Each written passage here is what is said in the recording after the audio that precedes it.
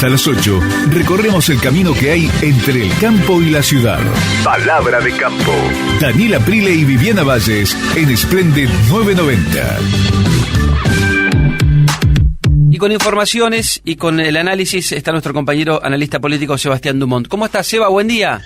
Hola, Dani, ¿cómo estás? Buen día, un saludo grande para todos. ¿Cómo va? Muy bien. Viste, yo decía, todo depende con el prisma que se miren las cosas y bueno, en política y economía eso pasa sistemáticamente y es casi obligado hacerse todo tipo de preguntas cada vez que uno escucha algo o lo ve en los medios.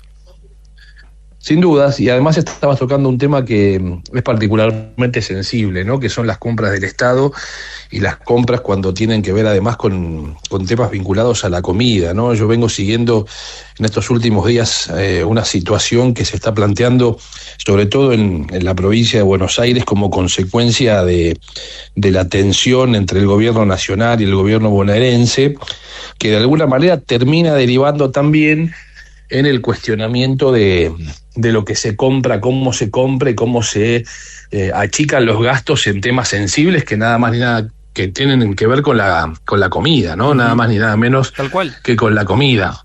El MESA, ¿no? En la provincia de Buenos Aires.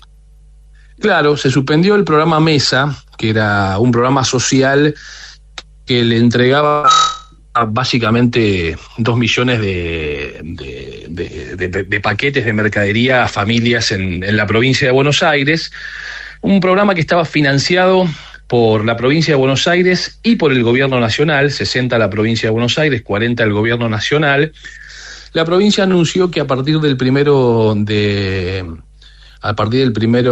de mayo se suspendía ese programa por 90 días. El argumento es entonces que no llegaba la plata del gobierno nacional, y eso desató no solo la crítica por parte de la provincia de Buenos Aires al gobierno nacional y el reclamo, sino que incluso generó críticas de los propios intendentes bonaerenses para con el gobierno de la provincia de Buenos Aires, diciendo, bueno, hay que hacer un esfuerzo, no podemos dejar a mucha gente sin esa ayuda todos los meses. Pero esto además esconde otra cuestión, o no la esconde, la expone, en definitiva. Otra cuestión es que la mayoría de los proveedores del programa MESA son los mismos proveedores que nutren las compras para el servicio alimentario escolar, los comedores escolares, de los que también muchos chicos en la provincia de Buenos Aires requieren todos los días por lo menos esa asistencia.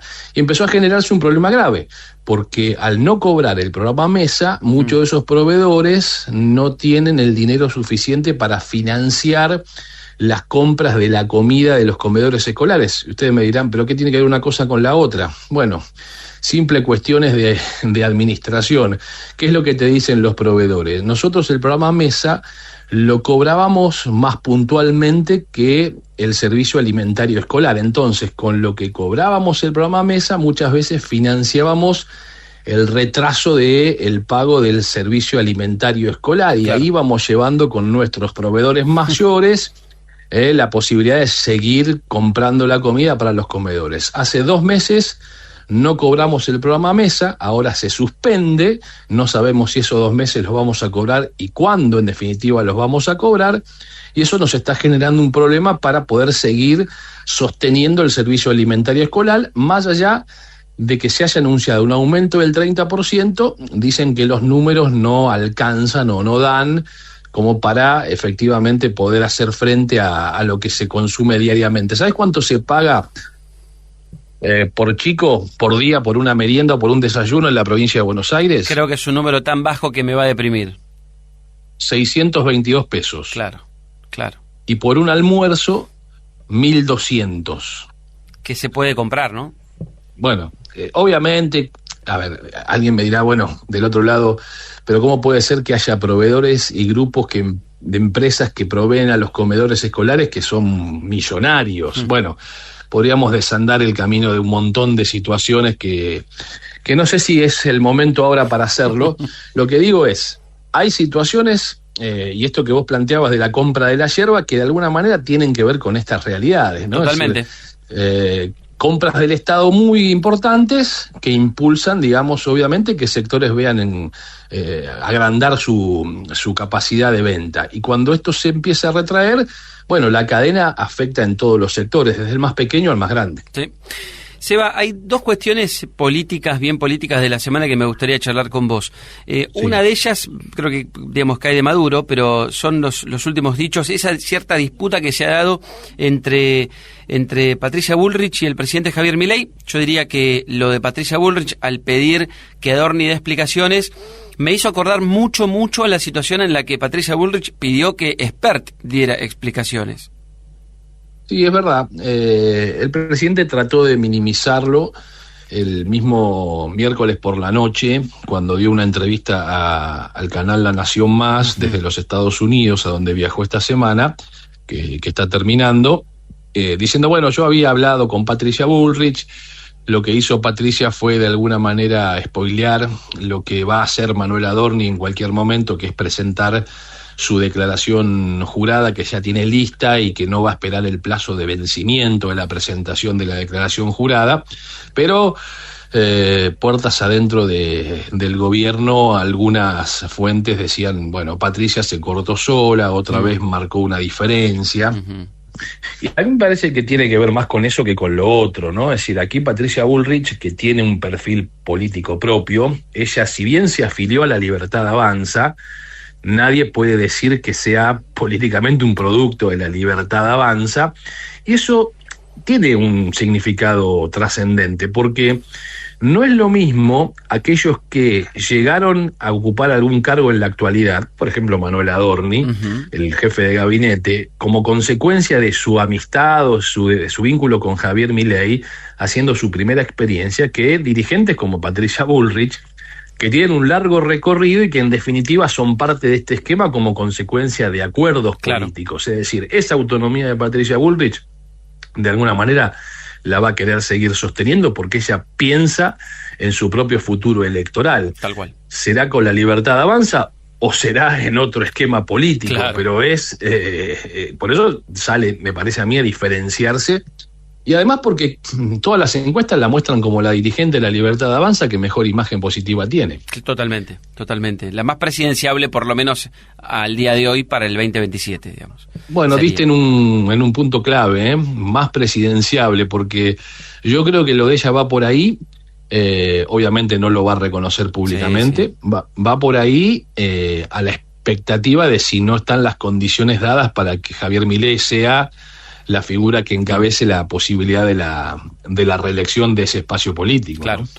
Totalmente. Y la última, que va atada a esta que acabamos de charlar, a esta pregunta que acabamos de charlar, es que se habló mucho, y en esta semana, que además fue clave en dos causas, una Cuadernos y la otra la que se investigan la CIRA, todo lo que es el régimen de exportaciones los permisos de exportación durante el periodo en donde Sergio Massa estuvo al frente del Ministerio de Economía, y algunos dicen que era el presidente en realidad del país, pero bueno, porque hay una enorme cantidad de hechos que se están denunciando sobre ese punto, y a mí me impactó escucharlo a Pañi en La Nación en esta semana que pasó en su programa, y después leyéndolo en el diario, diciendo en un momento, con toda la plata que se habla, que se afanaron, perdona Adorni por estar mirándote por el departamento en Caballito y todas esas cosas de las que se hablan, pero evidentemente hay otro tema ahí que en algún momento va a seguir avanzando y que va a explotar, porque se habla de mucha plata. Sí, que además entre los empresarios es un tema que corre hace mucho tiempo. Es cierto también que tiene un tratamiento diferente en la justicia que, por ejemplo, lo que estamos viendo con la aceleración de la publicidad que se le da a todo lo que rodea el caso Adorni. Eso también es cierto. Se habla de cifras astronómicas que se habrían generado a partir de tener la herramienta de poder adquirir dólares a precio oficial en un momento donde nadie podía acceder a los dólares o muy pocos, y donde la diferencia con el dólar paralelo era del 200 y el 300%, así que imagínense ustedes el negocio que esto significaba, y ese sistema de las CIRAs, que eran los permisos para poder importar, la discrecionalidad que evidentemente tenían para decidir vos sí, vos no, termina con denuncias de quienes han dicho, bueno, a mí me han pedido un aporte por el hecho de que me liberen las CIRAs, ¿no? Bueno, ahí también hay algunos nombres, como el caso del exsecretario de Comercio, Matías Tombolini, que era quien estaba a cargo de esa oficina, ¿no? Es decir, él era Sergio Massa era el ministro de Economía, él era el secretario de Comercio, de donde dependía la autorización de las CIRAs. Uh-huh. Así que hay mucho para conocer allí, mucho para investigar. Lo problemático de ese tema, evidentemente, es que en los corrillos de la política se sostiene, habrá que ver si se puede probar, que parte del dinero que se habría generado en ese contexto habría servido para financiar no solo la campaña de Sergio Massa, sino incluso algunos dicen también parte de lo que fue la creación y la campaña de La Libertad Avanza, por lo menos hasta las elecciones primarias del 2023. Tal cual. Entonces, es muy enredada la situación, y alguien me decía que conoce bastante la historia de la creación de La Libertad Avanza, cuidado porque este tema termina golpeando las puertas del despacho presidencial.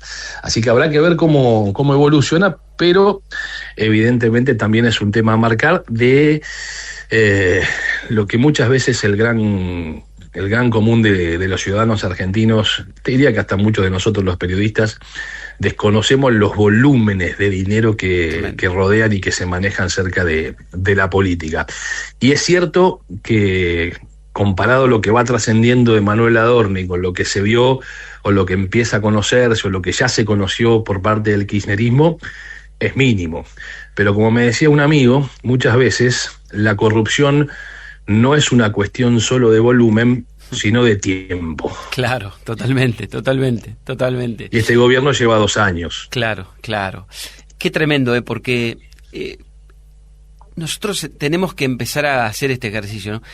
Porque nos lo preguntamos, pero somos muy benévolos en la respuesta. Porque vemos a veces movimientos sociales, gente que va, que protesta, que reclama, que aparece, el colectivo, y gente que vive bárbaro.